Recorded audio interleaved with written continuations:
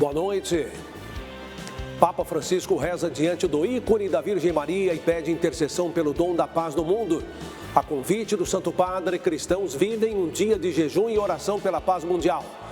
Dom Jaime Spengler, presidente da CNBB, será cardeal em consistório de dezembro anunciado pelo Pontífice. Pelas eleições municipais, 15 capitais vão ter o segundo turno. Em São Paulo, a votação foi tranquila e a decisão para a prefeitura ficou para o segundo turno. Cientistas políticos analisam os desempenhos dos candidatos que disputam o segundo turno. Em Minas Gerais, eleitores retornarão às urnas em 2 cidades em 27 de outubro. Prazo para sacar dinheiro esquecido termina em 10 dias. Você está na TV Canção Nova e este é o Canção Nova Notícias que começa agora.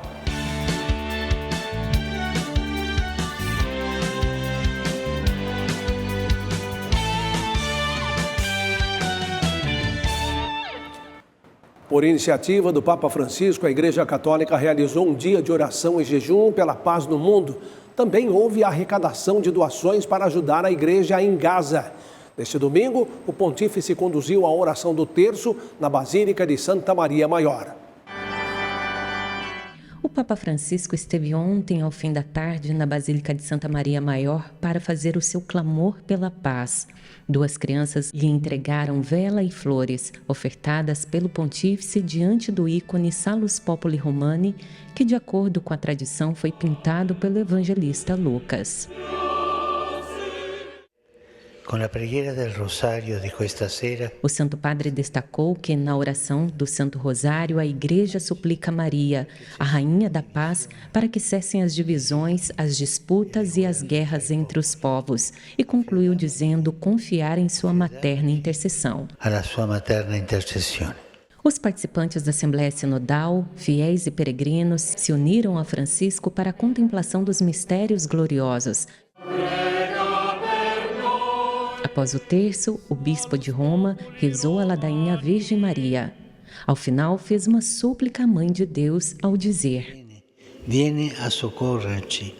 Vem nos socorrer nestes tempos subjugados pela injustiça e devastados pelas guerras. Enxuga as lágrimas do rosto sofredor de quem chora a morte de entes queridos e tira do nosso coração as armas da violência, clamou o Papa.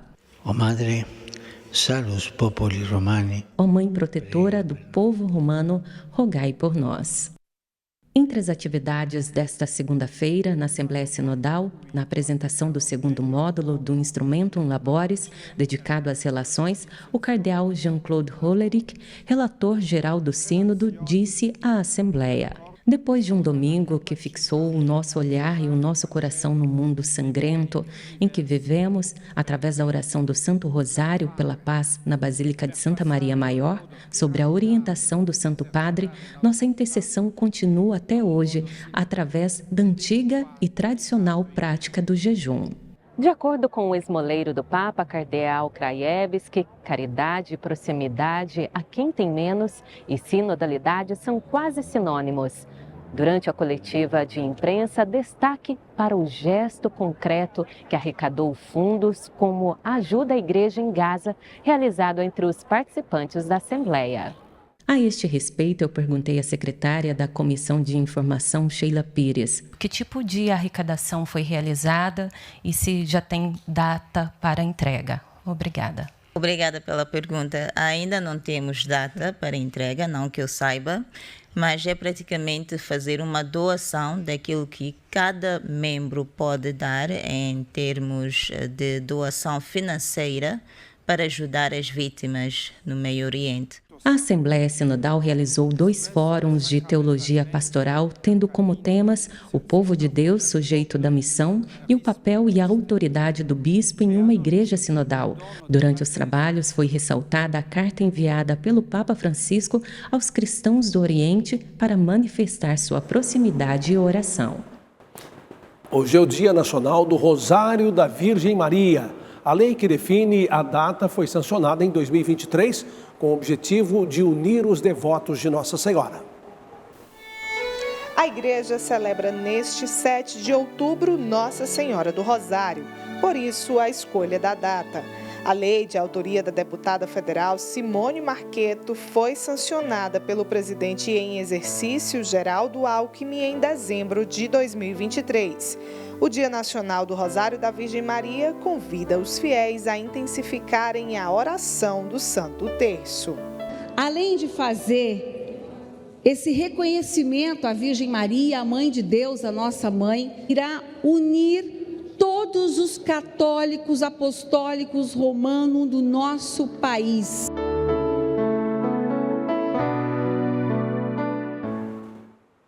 A igreja no Rio de Janeiro também eleva suas preces e orações à Nossa Senhora.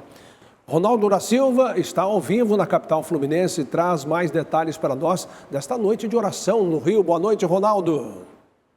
Noite memorável, o Cristo Redentor aqui com a projeção das cores do manto de Nossa Senhora, convidando o Brasil inteiro a rezar nesta festa de Nossa Senhora do Santo Rosário e aqui celebrando exatamente neste dia, o Dia Nacional do Santo Rosário. Olha, a celebração começou já bem mais cedo, por volta de 5h40 da tarde e vai até um pouco mais tarde. Mas eu quero aproveitar a presença aqui do Padre Omar Raposo, cumprimentá-lo pelo Cristo Redentor, belíssimo como sempre, e hoje não poderia ser, numa data como essa, não poderia deixar de homenagear Nossa Senhora.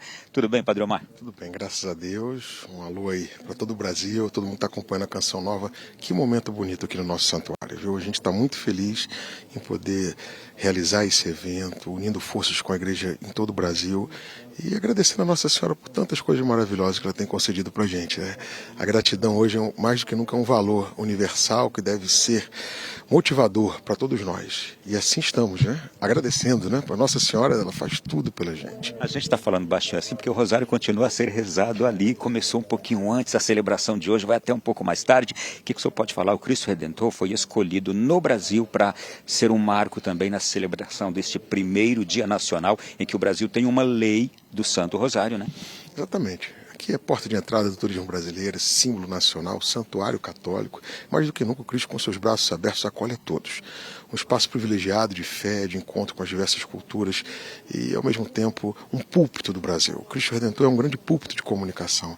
E hoje, com esse grande pool de todas as emissoras católicas, todo mundo aqui, a Canção Nova marcando a sua presença de uma forma tão bacana, tão especial, mostrando isso aqui, ó. Uma maravilha. O Cristo Redentor de braços abertos, iluminado em azul, muitos amigos rezando aqui. O Padre Wagner está aqui conosco, da Canção Nova, e a gente se alegra com isso. A partir do Cristo Redentor se tornando um grande altar do Brasil, pedindo bênçãos, pedindo graças para todos nós. O Dia Nacional do Santo Rosário está sendo muito bem celebrado.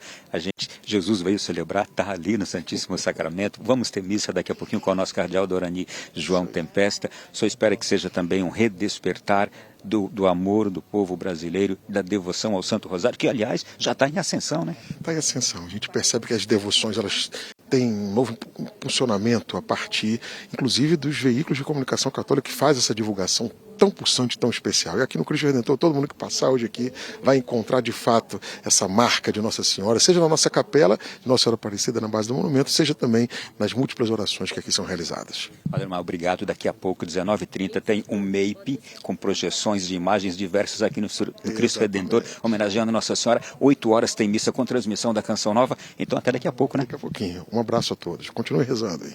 Seguimos com vocês aí no nosso Canção Nova Notícias. Muito obrigado, Ronaldo. Boa noite para você. Olha, a Diocese de Nova Iguaçu, na Baixada Fluminense, ganhou nesse fim de semana 2 novos servos da igreja. As ordenações diaconal e sacerdotal foram acompanhadas pelo repórter Vinícius Cruz. A Catedral de Nova Iguaçu, na Baixada Fluminense, ficou lotada para acompanhar a cerimônia que ordenou os 2 novos ministros. Nos bancos da frente, familiares e os pais dos freis estavam emocionados vendo o ato de entrega de seus filhos. Bispos, padres e diáconos também marcaram presença. Dom Gilson, que é bispo de Nova Iguaçu, falou sobre a importância das vocações. Papa João Paulo II dizia que a vocação é um dom que Deus dá a uma comunidade orante. A igreja vive disso. Eles, junto com todo o povo de Deus, mas no ministério próprio deles, edificam a vida da igreja. Frei Lucas e Frei Daniel pertencem ao Instituto dos Frades de Emaús, uma ordem religiosa dedicada ao serviço pastoral e à formação espiritual. Eles vivem o Evangelho de maneira autêntica, promovendo a justiça social e o cuidado com os mais necessitados. Antes de serem ordenados, os freis participaram de um retiro de uma semana, em um momento de silêncio, oração e discernimento, mergulhando na escuta da palavra de Deus e reafirmando seus compromissos com o ministério que receberam. A ordenação dos freis não representa apenas uma transformação pessoal. É um momento de graça para toda a Diocese de Nova Iguaçu, que se alegra e se fortalece com a chegada desses novos ministros em uma missão de preencher os corações de fé e de esperança. Aos 26 anos, Frei Daniel falou sobre sua expectativa e emoção ao receber o ministério diaconal. Eu pretendo estar à disposição da igreja e do povo de Deus. Coração cheio de alegria, com muita emoção. Só tenho que agradecer a Deus por todas as graças e bênçãos que Ele nos concede e concede em minha vida. Já Frei Lucas, que recebeu o ministério sacerdotal, contou sobre sua caminhada vocacional.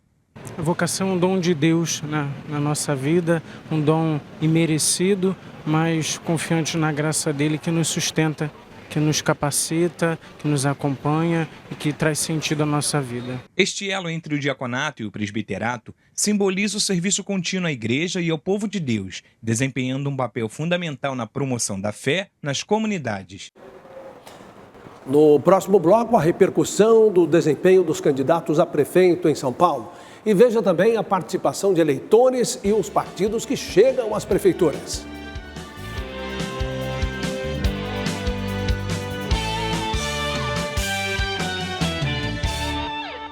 O primeiro turno das eleições municipais, realizado neste domingo, trouxe números expressivos sobre a participação dos eleitores e o resultado dos partidos nas prefeituras.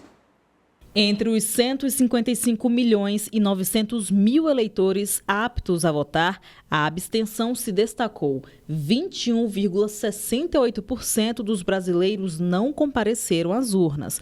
O percentual representa 33 milhões e 800 mil votantes, o segundo maior índice desde o ano 2000.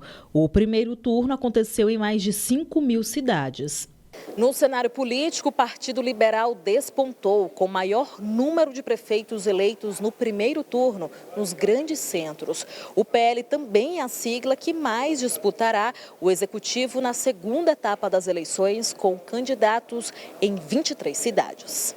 O Partido Social Democrático, PSD, se destacou como o partido que mais elegeu prefeitos no primeiro turno. Foram 878 vitórias, ultrapassando o MDB, que tradicionalmente liderava o número das prefeituras no Brasil.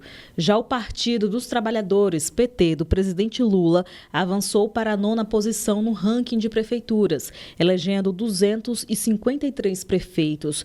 Para este cientista político, as eleições mostraram fortalecimento de novos atores políticos no cenário municipal e a importância de uma participação ativa no eleitorado. Surgiram muitos valores novos, mas muitos valores mais antigos se conservaram. Um dado que a gente precisa sempre enfatizar é a necessidade de participação do cidadão, cobrando, não se mobilizando apenas em época de eleição, mas cobrando dos vereadores, dos prefeitos, que afinal de contas estão mais próximos. Para este outro cientista político, o resultado das eleições pode ampliar as articulações da política nacional. Provavelmente a partir da definição da eleição, estamos aguardando o segundo turno, e também depois da escolha dos presidentes da Câmara e do Senado, em fevereiro de 2025, é que o governo provavelmente terá um cenário mais claro de como está a situação política e que movimentos o próprio governo terá que fazer para planejar a forma de governar. 52 municípios terão segundo turno para a escolha de prefeito, dia 27 de outubro. Desses, 15 são capitais. As propagandas eleitorais dos candidatos já estão valendo a partir de hoje, mas no rádio e na TV começarão na próxima sexta-feira, dia 11, e vai até o dia 25 de outubro. Na capital paulista, os eleitores compareceram aos mais de 2.000 locais de votação para escolher o prefeito e o vereador. A eleição ocorreu sem intercorrências mais graves. Nas primeiras horas do dia, os locais de votação da capital paulista já recebiam muitas pessoas que foram fazer suas escolhas entre os candidatos a prefeito e vereador. Olha, eu tenho 73 anos, nem precisaria, né? Mas vou votar até o fim. É muito importante, né? Eu estou escolhendo o meu candidato, né, para minha cidade. E é importante eleger uma pessoa sincera, honesta, capacitada, que saiba administrar a cidade mais importante do Brasil. Fazer a melhor escolha, né, para a cidade e as melhores propostas. É o exercício da democracia, né? Segundo o presidente do Tribunal Regional Eleitoral de São Paulo, Silmar Fernandes, a votação em todo o estado foi tranquila e sem grandes intercorrências. Cada eleitor gastou em média 30 segundos na cabine de votação e cerca de 0,5% das urnas eletrônicas tiveram que ser substituídas. Foi tudo dentro da normalidade, as pessoas exerceram o seu voto, não houve confusão, não houve atrito, porque a votação é rápida. Colocou o dedo, abriu a urna, a biometria foi reconhecida, 2 números apenas, o vereador e prefeito, então a média que nós calculamos foi de 15 a 30 segundos por eleitor. Segundo o presidente do TRE de São Paulo, as principais ocorrências envolveram a distribuição de propagandas de candidato na porta dos locais de votação, ato considerado ilegal no dia do pleito. Para a justificativa da ausência na votação, o aplicativo e-Título também apresentou instabilidades. Soube também de uma certa sobrecarga do e-Título no momento da justificativa. Por quê? Isso é normal no meio informatizado, não é? Muita gente acessando o mesmo site no mesmo momento dá uma sobrecarga e isso gera um atraso. Após as 20h, o resultado foi divulgado. 55 vereadores foram eleitos para a Câmara Municipal. Já a vaga para a Prefeitura será decidida no próximo dia 27 de outubro, em segundo turno, na disputa entre os candidatos Ricardo Nunes, do MDB, e Guilherme Boulos, do PSOL. Seguimos na capital paulista porque Ricardo Nunes e Guilherme Boulos também prosseguem neste segundo turno. Analistas avaliam o desempenho dos candidatos e os próximos passos neste período. A disputa eleitoral na cidade de São Paulo foi apertada. As pesquisas apontavam um empate técnico entre Ricardo Nunes, Guilherme Boulos e Pablo Marçal. A apuração voto a voto levou para o segundo turno na capital paulista o atual prefeito Nunes, com 29,48% dos votos, e Boulos com 29,7%. Foram debates pouco, digamos assim, substantivamente pensando, né, em cima das questões primordiais de São Paulo. E, infelizmente, o eleitor não conseguiu, ao meu ver, ter, conhecer, né, ter um maior conhecimento dessas propostas. Então, esse primeiro turno ele foi tão disputado e a gente teve, de fato, a confirmação lá no finalzinho, com mais de 99% das urnas, porque qualquer variação de 1% poderia significar que um iria para o segundo turno e o outro não. Nas ruas, esse acirramento da disputa repercutiu e reflete os critérios que levou o eleitorado às urnas. Meu propósito ontem foi votar pela saúde e educação. A melhora, né, tanto do transporte como da educação é mudança, porque a cidade é enorme, você olha para o lado e vê um monte de necessidade. E o que mais chamou a atenção foi o número de abstenções. Mais de 2 milhões de eleitores deixaram de votar, totalizando 27%. É uma pena, porque o voto é a ferramenta principal da democracia. Quem trabalha com a ciência política afirma que os próximos passos da disputa paulista podem ser analisados a partir dos resultados. O eleitor vai pensar, afinal de contas, quem é que está me propondo realmente uma cidade melhor, com melhor qualidade de vida? De fato, é uma nova proposta ou é manter o que eu já tenho? No próximo bloco, vamos mostrar como foi o domingo de eleições em Minas Gerais. E prazo para sacar dinheiro esquecido termina nos próximos dias.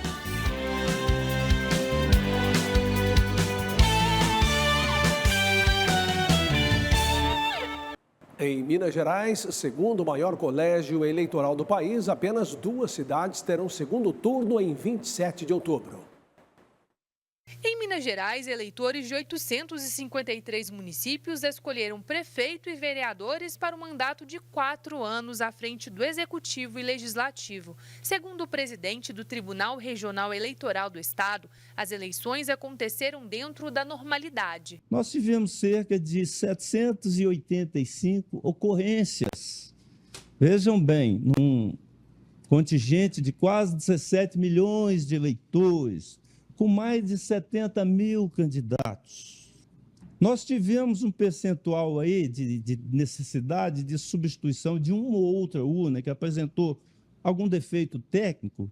Nós precisamos de substituir, então, cerca de 411 urnas em todo o estado, o que é muito pouco. Nós temos cerca de quase 60 mil urnas. Apenas 2 municípios mineiros não conheceram seus prefeitos ainda no primeiro turno. Em Uberaba, no Triângulo Mineiro, Elisa Araújo, do PSD, e Tony Carlos, MDB, disputarão a preferência do eleitor no dia 27 de outubro. Em Belo Horizonte, Bruno Engler, do PL, e Fuad Noman, do PSD, concorrem ao cargo de prefeito da capital de Minas Gerais. Na maior cidade do estado, os eleitores também escolheram 41 vereadores que ocuparão a Câmara Municipal e tinham outra missão: participar de um referendo para decidir sobre a alteração da bandeira de Belo Horizonte. Quanto ao referendo para a mudança da bandeira da capital, a proposta aprovada pelo Legislativo e Executivo não agradou a população, que votou 84% contra a alteração. Logo, o estandarte de Belo Horizonte, instituído há quase 30 anos, continua sendo a preferência dos cidadãos. Nas ruas, o resultado foi comemorado. Acho melhor deixar do jeito que está, né? E a outra também é mais bonita, né? Significa mais, o povo já conhece mais, os jovens já conhecem mais, do que uma nova que vai vir agora, vai só gastar dinheiro. A bandeira atual é algo que as pessoas já conseguem identificar, né? E a outra, sinceramente, era muito feia. Ótimo, porque vai aumentar o valor, não tem necessidade, a bandeira é excelente, essa bandeira. A população foi certa, não tinha nada a ver aquela bandeira com Belo Horizonte. Quem tem dinheiro esquecido em contas bancárias terá até 16 de outubro para realizar o saque. Após esse prazo, o recurso passa a fazer parte do Tesouro Nacional. A medida é uma alternativa para compensar a desoneração da folha de pagamentos de 17 setores da economia que mais empregam no país. Cerca de 8 bilhões e 500 milhões de reais aguardam pelos donos em contas bancárias. Os dados são do sistema Valores a Receber do Banco Central. A maior parte das contas tem apenas R$10. E você já consultou se tem algum dinheiro perdido por aí? Procurei porque eu vi na internet, mas assim, devia ser mais divulgado essa questão, para as pessoas terem mais assim, opção para poder procurar o dinheiro, né? Nós que trabalham, sofre para ganhar, né? Mas tem que ir atrás, né? Se tiver alguma coisa, a gente vai buscar. Os recursos esquecidos podem ter origem em contas bancárias encerradas, cotas de cooperativas de crédito, consórcios e valores cobrados indevidamente. Se você tiver algum dinheiro esquecido, é bom ir se preparando. Após lei aprovada no Congresso, o recurso que não for sacado até o dia 16 de outubro vai passar a fazer parte do Tesouro Nacional. O governo vai dar um prazo adicional de 30 dias para o resgate e um edital será publicado. O economista aconselha a população a sacar o dinheiro, mesmo que o valor seja baixo. No caso das pessoas físicas, qualquer que seja o valor, você deve fazer a sua solicitação. É fácil de levantar, o dinheiro está lá parado, qualquer que seja o valor é interessante. Para saber se você tem algum valor, acesse o site www.bcb.gov.br/meubc/valores a receber. É só digitar o número do CPF e a data de nascimento. Apenas este site tem autorização para realizar a consulta. Fique atento para não cair em golpes. A consulta e os saques são gratuitos e nenhuma taxa é cobrada pelo Banco Central.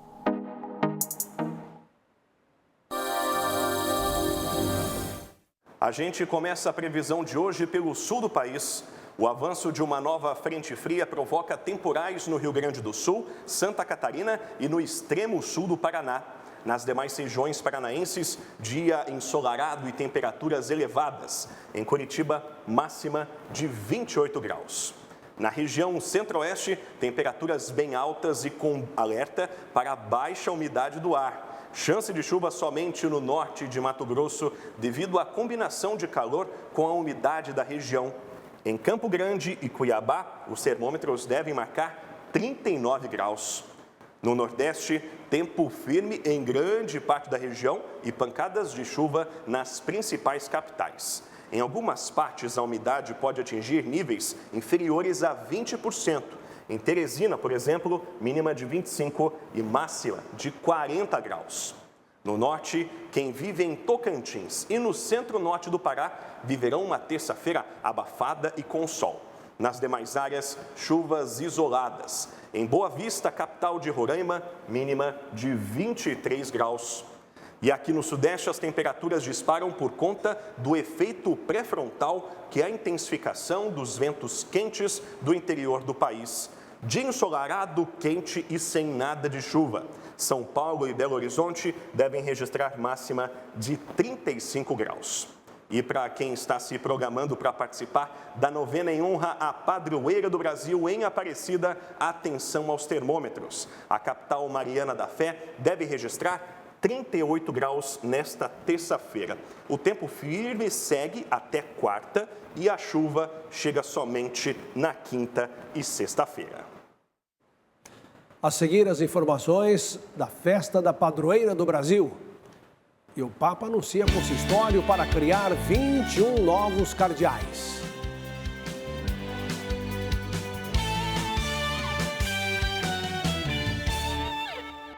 Durante o Ângelus deste domingo, o Papa Francisco pediu cessar fogo em todas as frentes de guerra e respeito pela soberania dos países.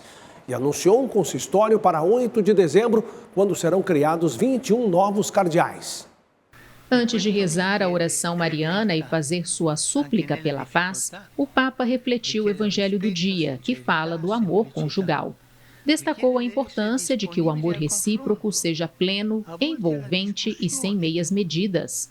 Para Francisco, quando necessário, é preciso abertura ao confronto e até à discussão, mas sempre em prontidão ao perdão e à reconciliação. Marito e moglie, litigate tutto quello che volete. Marido e esposa discutam à vontade, desde que façam as pazes antes do fim do dia. Sabem por quê?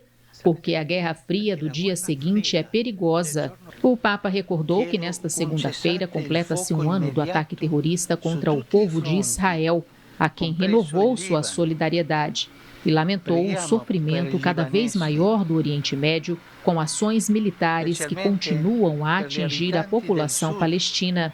O Santo Padre pediu cessar fogo imediato em todas as frentes, incluindo o Líbano. Não se repitam mais ataques como o do Irã há alguns dias, que podem fazer aquela região mergulhar numa guerra ainda maior. Todas as nações têm o direito de existir em paz e segurança, e a soberania deve ser respeitada e garantida pelo diálogo e pela paz, e não pelo ódio e pela guerra. Não dall'odio e dalla guerra. Diante disso, o Papa afirmou que a oração é ainda mais necessária e pediu que todos se unam neste dia de jejum e oração pela paz no mundo. L'8 de dicembre próximo terrò um consistório. Por fim, anunciou um consistório em 8 de dezembro para a criação de 21 novos cardeais provenientes de várias partes do mundo, entre os quais um único brasileiro, Dom Jaime Spengler, arcebispo de Porto Alegre e presidente da CNBB. Olha, o Papa Francisco tem sido insistente em sua afirmação de que a guerra é sempre uma derrota da humanidade e que é imoral destruir o futuro de muitos em nome dos interesses de poucos. Desejar a paz é um direito, a paz é um projeto de vida mais corajoso. Felizes os pacíficos, porque serão chamados filhos de Deus.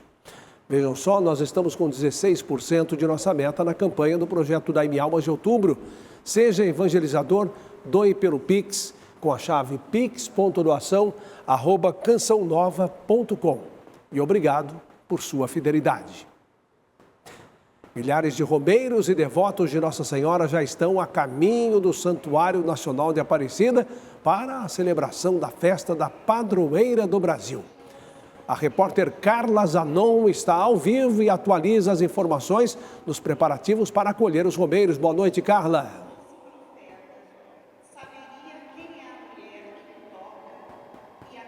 Olá, Reinaldo, boa noite para você, boa noite a todos que nos acompanham pelo Canção Nova Notícias. Pois é, à medida que os dias avançam, as peregrinações se intensificam aqui na Basílica de Nossa Senhora Aparecida. Hoje é celebrado o 5º dia da novena em honra à Padroeira do Brasil, que tem como tema Maria fazendo os peregrinos da reconciliação e do perdão. Celebração essa celebrada pelo bispo aqui da cidade de Caçador, em Santa Catarina, Dom Cleucimar Bonetti. E ao meu lado, para poder conversar um pouquinho sobre esse dia aqui de peregrinação, de devoção, eu converso com a dona Elza Maria de Paula, que veio da cidade de Jacareí, não é mesmo? E que contou que é a segunda vez a senhora participando aqui. Segunda vez que eu estou participando aqui, né, Aparecida, na novena. Eu amo muito Nossa Senhora, eu sou muito devota de Nossa Senhora. Eu amo de paixão Nossa Senhora e estou muito feliz de estar aqui na casa da mãe. A senhora veio com a família? Sim, vim com a minha família, com minhas filhas e meus netos. Perfeito. O que Nossa Senhora representa na vida da senhora? Nossa Senhora representa tudo na minha vida. Eu amo demais Nossa Senhora, ela é tudo. É o meu caminhar, é tudo para mim. Obrigada, viu, pela participação da senhora aqui com a gente. De nada. Reinaldo, olha, quem estiver acompanhando, né, o Canção Nova Notícias, durante toda essa semana a gente vai trazer informações aqui, né, da novena e também da festa de Nossa Senhora Aparecida. Eu volto com você. Carla, boa noite para você. Olha, na Basílica Nacional de Aparecida existem algumas curiosidades que talvez nem todos conheçam. Algumas delas você vê nesta reportagem de Carla Zanon e Messias Junqueira.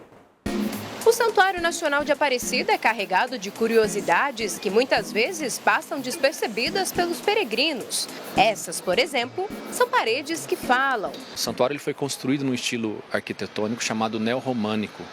E uma característica desse estilo arquitetônico são os arcos que nós temos famosos no santuário, mas eles são em semicírculos perfeitos. Então isso acaba proporcionando com que a voz, as ondas da voz da pessoa, ela perpassa toda a questão do arco e vai para o outro lado perfeitamente. Então a gente consegue ficar uma longa distância, virado para o cantinho, conversando com a outra pessoa, escuta perfeitamente e quem está no meio não escuta. Ao caminhar pela Basílica encontramos um outro local bem interessante. A Capela das Velas é um dos espaços mais concorridos. Os devotos pagam suas promessas e fazem suas súplicas, depositando suas velas aqui. E sobre o derretimento desta cera, o Sr. Paulo explica. Vai enchendo os caixotes de cera. E aí os caixotes de cera são reciclados. Espera encher, depois a gente faz o derretimento da parafina. Depois deste processo, as velas vão para um local preparado com toda a segurança. Tem uma água na parte de baixo, para não deixar pegar fogo, e na hora que for derreter, ferve a água para derreter a cera. Aí a gente abre um registro e a parafina cai lá embaixo. Na imensidão do Santuário Nacional, dá para contemplar a beleza de cada cantinho. Aqui, bem no alto da Torre Brasília, há um fragmento do lenho da Cruz de Cristo. É um pedacinho da cruz original de Nosso Senhor Jesus Cristo, né? Junto com o selo de autenticação que veio de Roma, do Vaticano. Mas por que a cruz está no alto da torre? Está no ponto mais alto, que mostra para nós mesmos o maior símbolo da nossa salvação, que é a cruz de Jesus.